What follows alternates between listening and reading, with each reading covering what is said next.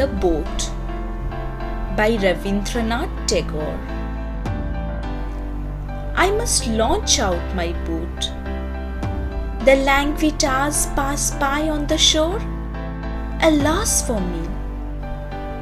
The spring has done its flowering and taken leave, and now, with the burden of faded futile flowers, I wait and linger.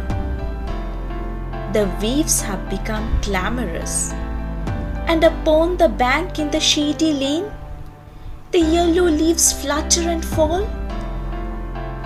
What emptiness do you gaze upon?